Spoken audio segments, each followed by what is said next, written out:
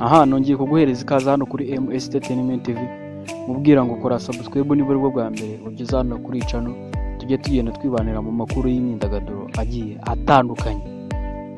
Uyu munsi tugiye kuganira ku ngingo igira ati ese ikibazo na APR cyangwa ikibazo n'abakinnyi. Nyuma yuko muri iki gitondo byatangajwe yuko Niyonzima Sefu yamaje gusezererwa n'ubuyobozi bw'ikipe ya APR FC, bumuziza yuko atatanze raporo y'imyitozo aba bakinnyi bagendaga bakora. Uyu musore rero bivugwa yuko we atigeze ayitanga. Ngira ngo duhere iki kibazo mu mizi ku buyobozi bw'ikipe ya APR, byabanje kuri Sugira Ernest. Sugira Ernest igihe ngira ngo murabizi igihe yatangazaga yuko ikipe y'igihugu kumukinisha atari ko umutoza Adili amukinisha mu ikipe ya APR FC.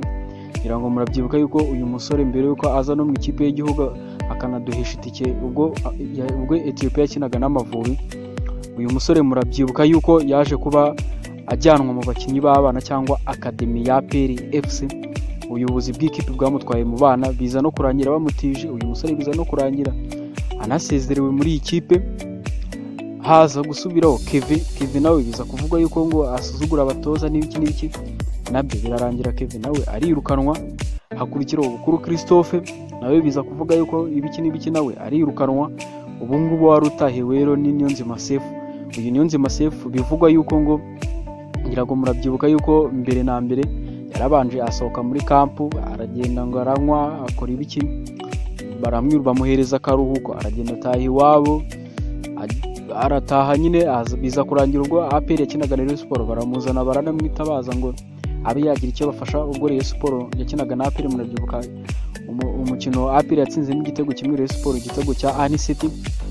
Ngira ngo murabyibuka. None ubu ngubu ingingo tugiye kuganira turibaza ati ikibazo na APR cyangwa ikibazo n'abakinnyi muri APR.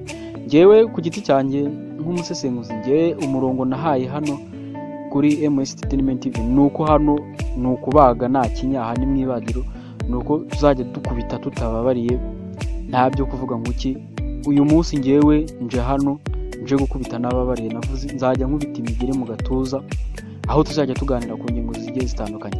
Uyu munsi tugiye kwibaza tuti se APR murayibuka bayiranze, bagiye bumva ibibazo, bayisabigira Imana, bagiye basohoka mu modoka ubwa APR yabaga igiye gukina.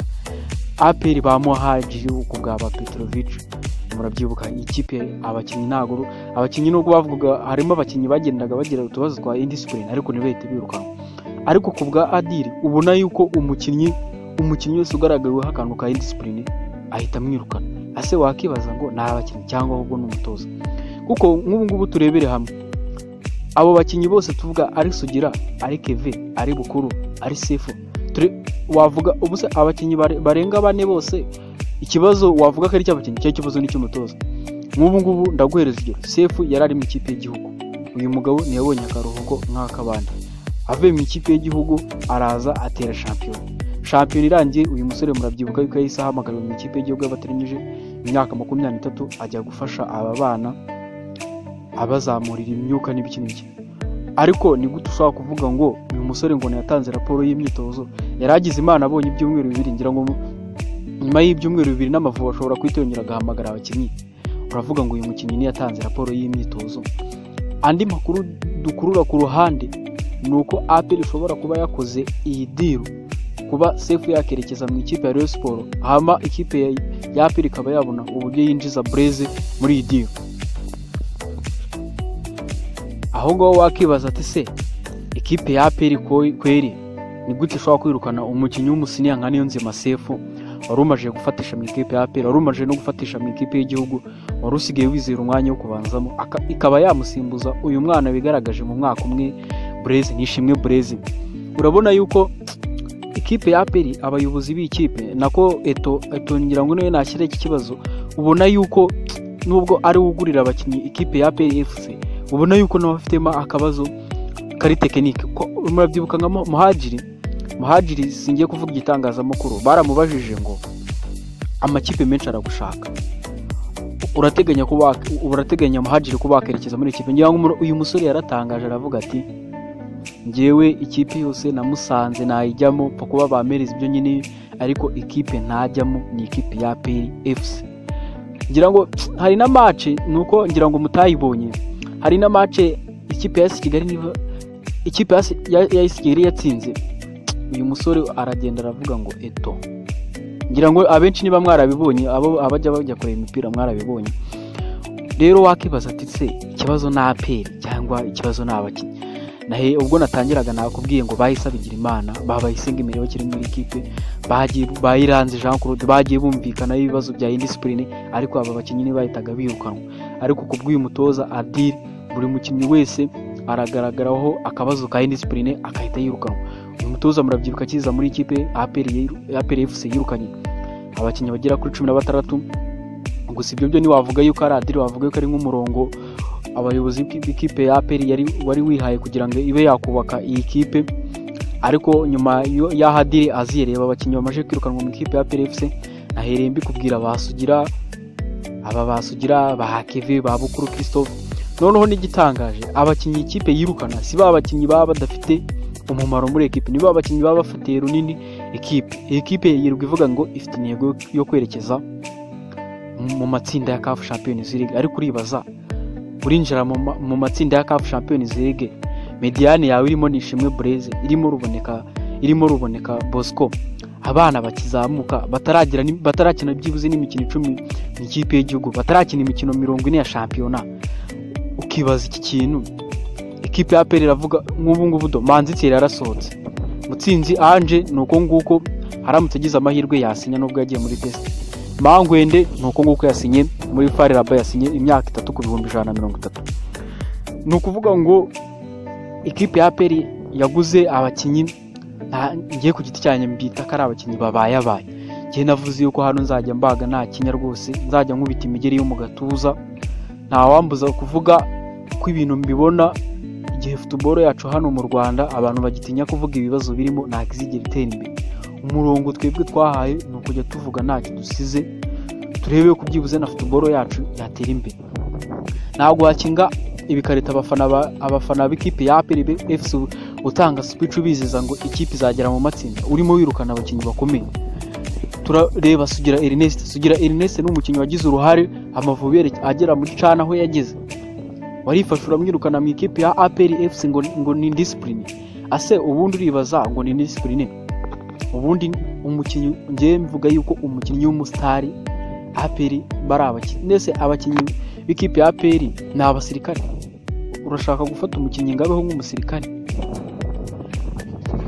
Ushaka gufata umukinnyi ngo ntabwo umukinnyi w'umustari uhamagarwa mu ikipe y'igihugu ushobora kumbwira ngo ntaganyweye akantu agomba gusohoka muri camp. Ibyo ni ibintu biba bisanzwe ku mukinnyi w'umusiniya, ku mukinnyi w'umustari.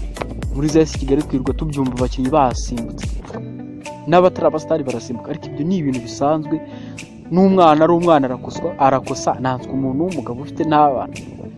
Nicyo rero navugaga, niba ikipe ya APR ishaka kugera mu matsinda ya CAF Champions League, niyo bakabakinnyi bakomeye, reka kuvuga ngo abakinnyi ni discipline, ngaho kugira ngo umukinnyi abe ngo discipline watakaza igikombe. Ubu ngubu kandi ejo buno umutoza arabatanga speech avuga ngo ikipe ifite intego yo kugera muri CAF Champions. Ikipe iragera muri CAF Champions League ishyira impande zimwe babaka batarakina n'imikino 30, urakinisha uruhande ngo baka. Ibaze nawe. Ngero nicyo nabwiraga, ngewe sininya no kuvuga yuko uyu Adil arimo aragenda rushaho kwica abakinnyi bacu b'Abanyarwanda, sininya kubivuga. Niba umbwira ngo Niyonzima Sefu uyu mwana yaramaje kwintegara neza mu ikipe ya APR, mu ikipe y'igihugu, amakipe yo hanze yatangiye kumushaka. Ubu ngubu ngiye mvuga yuko agiye gusubira ku isuka, kuko niba agiye kujya muri APR agiye kujya mara amezi 5 nta mushahara. Ntabwo umukinnyi niba yumvikanwa ibibazo bya indiscipline, niba ari nabyo kumvikanwaho ibibazo bya indiscipline ari mu ikipe ya APR yabonaga buri kimwe cyose, ubwo noneho uribaza nagera muri APR muri Rayon Sport agatangira kumara amezi 5 adahembwa, ni hano umukinnyi azareka kujya mu myitozo. Aba bakivitwa niba kivugwa bari basigaye byibuze bakina iminota 10 yanyuma, ntiwamenye ko bagihari. Aba babukuru Christophe barapfuye, murabyibuka Bukuru Christophe na Niyonzima Sefu nibo bari bubatse mediane ya APR, bose kakanya navuga yuko bamaje kwirukanwa. Amakuru akabavuga yuko ikipe ya Rayon Sport yamenye yuko uyu musore Niyonzima Sefu yirukanwe, uyu Niyonzima Sefu wataranabimenya. Kaba bivuga yuko ikipe ya APR ishobora kuba yabinyujijemo kuba yabona Nishimwe Blaise, hamwe uyu Sefu akaba yakerekeza mu ikipe ya Rayon Sport, niko bivugwa. gusa ni nako biri, amahirwe menshi 100% nuko Nishimwe Blaise agiye kwerekeza mu ikipe ya APR FC. Icyo wakibaza ni iki se? Ngiye nibyo naherekera mvuga, iyi football yacu igiye kirimo amanyanga nk'ayanga, niba umukinya azamuka agatera imbere yarangiza akahita yongera akamanuka, ni gute ushobora kwibaza ngo umukinya nka Sefu arajya mu ikipe y'igihugu agatera, abanyamahanga bakavuga ngo uyu ni umukinnyi, bakibaza ati uyu mashini gana Amavubi gutoka Rwanda, ariko umutoza nkadira akavuga ngo ni umukinnyi udashoboye, ngo ni umukinnyi, ngo ni indiscipline n'ibiki. Nkubwira ngo kora subscribe tujye twibanira mu makuru y'imikino agiye atandukanye. Kora subscribe twibanira mu makuru agiye atandukanye, amakuru y'imikino. Ahangaha aho tuzajya dutanga ubwino twe, ahangaha naravuze aha ni mwibagiro tubaga nta kinya, ni ugusesengura tugakubita maripu. Ahangaha tuzajya tuvuga ntacyo dusize inyuma. Iyi football ni yacu, tugomba kuyubaka. Nkubwira ngo kora subscribe tujye tugenda turushaho kwibanira mu makuru y'imikino agiye atandukanye.